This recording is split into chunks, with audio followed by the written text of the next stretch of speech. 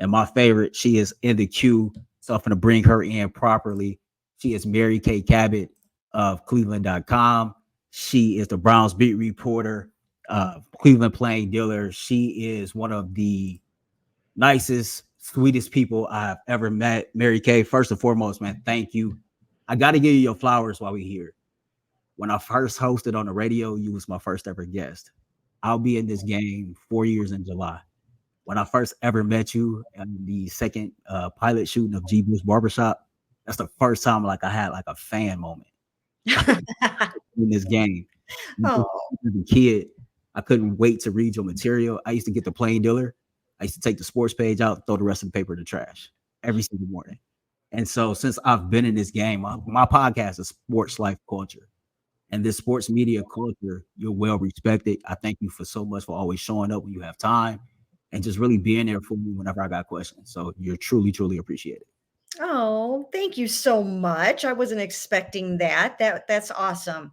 I think you're doing a great job. I'm proud of you. I'm happy to help anytime that I can. And I love being here with you. I appreciate that. So our quarterback, QB1, Deshaun Watson, you was in the building yesterday when he spoke to the media. To me, he looked more comfortable than I've seen him before. Seemed like he was fluid in answering the questions. It seemed like he opened up and gave more detail about the shoulder injury, when it might have occurred. He talked about being very confident in his rehab and this upcoming season. What was your takeaway from Deshaun Watson? Because you've covered him since he's been here. And how have you seen the growth from year one to what this would be, year 3 with the Cleveland Browns?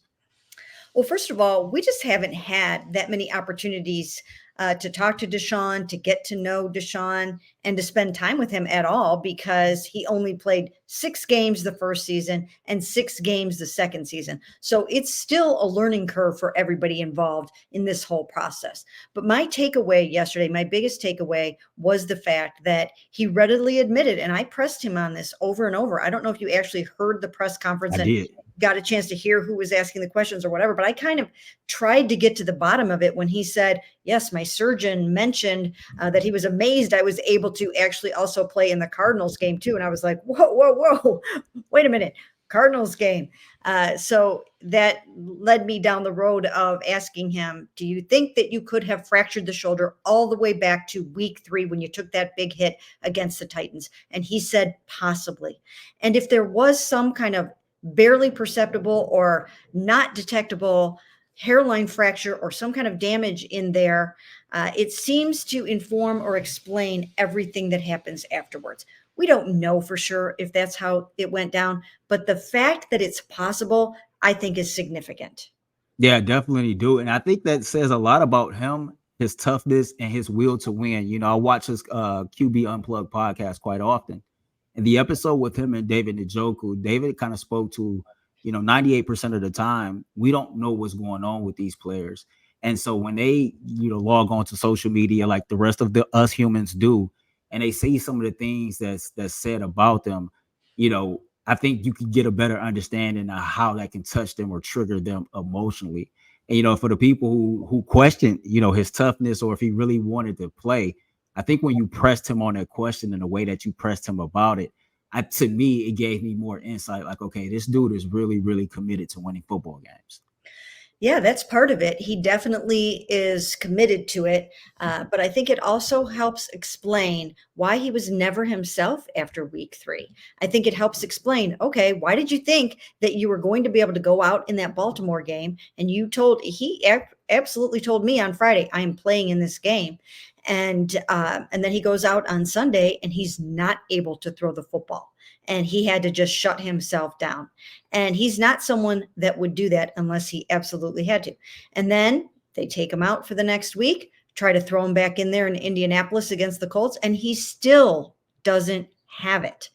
And so I think what happened, perhaps, and again, I don't know if any of this is accurate or true yet. We haven't talked to doctors about it, but perhaps the shoulder healed enough over the next couple of weeks that he was able to go out and play against the Cardinals and get through that game and then get through the Baltimore game. But then it just blew out on him. It couldn't take anymore.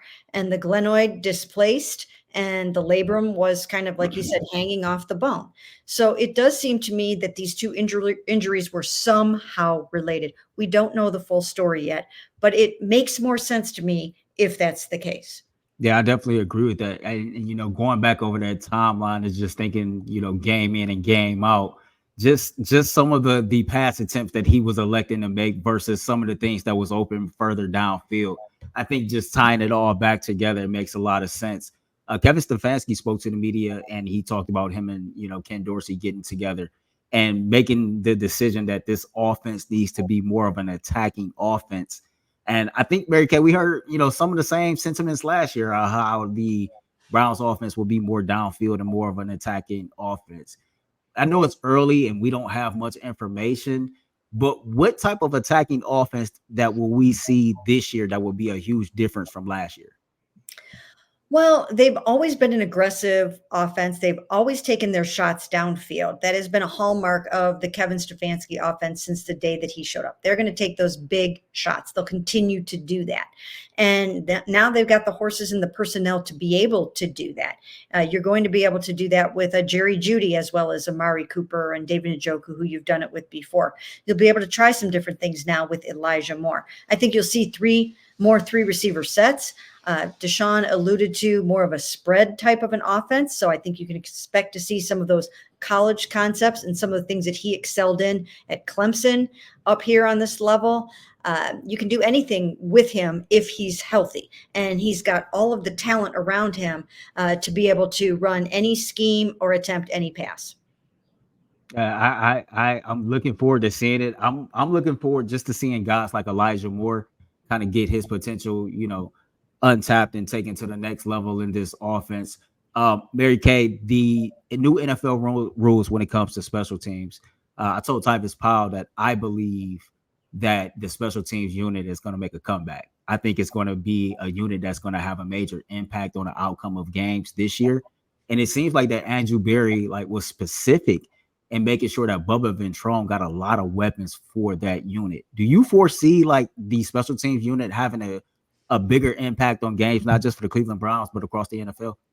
Oh, absolutely. I think right now, special teams coordinators like Bubba Ventrone are up on that whiteboard and on that film trying to figure out who can come in here and return those kicks and make those the exciting plays that they can be. And nobody knows exactly how it's going to play out yet, but the way that I've seen it drawn up and demonstrations that I've seen, it looks like it could be a really fun and exciting play, not an afterthought, something that teams will really get into and have a lot of fun with. And then, of course, you need some really good returners like a Naheem Hines to go out there and to be able to return those kicks in the new environment. So I think it'll be a lot of new strategy, new vibes, new energy.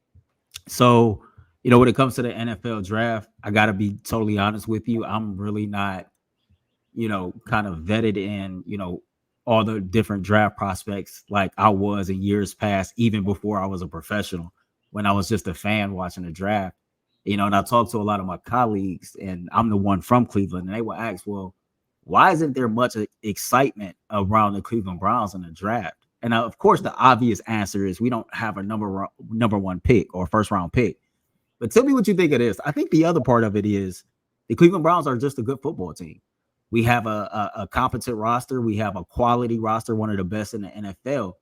There has been years past, and this just like I do, to where when you drafted a person in the first round, a lot of the fan base was looking at that player to be not only the savior, but to turn around the team, the culture, and everything else. Do you see that as one of the reasons why there's not much excitement for the NFL draft around Cleveland right now? I would say so. I would definitely say so. I think the first and foremost thing is the fact that there is not a first round pick. But even if there were a number 27 pick or 28 pick or something like that, I still don't know if it would pack the same wallop that it did in the past, when most of the time the Browns were looking at potentially a quarterback to come in and save this team, or to come in and fix the mistake that they made the year before. So I do think that there's something to be said for the fact that it's a pretty stocked roster. There is not one position that you can look at and say, geez, they just don't have that guy and they have to go out and get him. They have what they need at every single position. So the draft will be supplemental. They will be drafting young guys that can come in and learn their positions and challenge for spots, mostly down the road. Maybe some a little bit this season, but I think you're really looking towards the future with most of these picks. Speaking of looking towards the future, 2025, the NFL will allow a third alternate helmet. Now, I'm no fashion guru. I asked Cameron Justice of News Channel 5 this question, and she told me she would go white on white, white helmet, white face mask. Me, I'm going brown with like an orange scripted brown script on the side. I was born in 87, so kind of like shout out to the late 80s. If Mary Kay Cabot was asked to decide to design the last or the third alternate Browns helmet, what would it look like?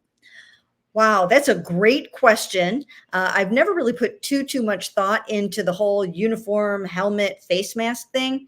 But since you're asking, I like to go big or go home. So if we're gonna do a third helmet next year, why not have a little bit of fun? What about gold?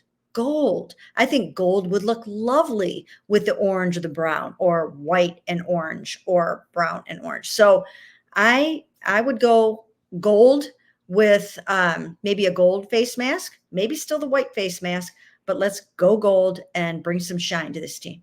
I think that'd be fire. I'm gonna get you out of here with this question because you have children around my age, so I know you hip to what's going on. And to the people that's watching right now, I'm gonna let y'all in on a little secret. Mary Kay Cabot is a huge fan of Nicki Minaj. So Mary Kay, you know about the rap beef that's going on with Kendrick, J. Cole, and Drake and everything. If Nicki Minaj was in a rap beef with like Glorilla, who would win? Oh my gosh, that's a great question. You got to go with Nicki there. Absolutely, right? Young Money. Definitely. Absolutely. Mary Kay, listen, I know you're busy. I know you got a lot to get to. Again, thank you so much for always being there for me. Thank you for being a positive influence in Cleveland sports media. Keep doing your thing, and just thank you for your time today. Thanks for having me. All right, man. Take care. That's Mary Kay Cabot, everybody.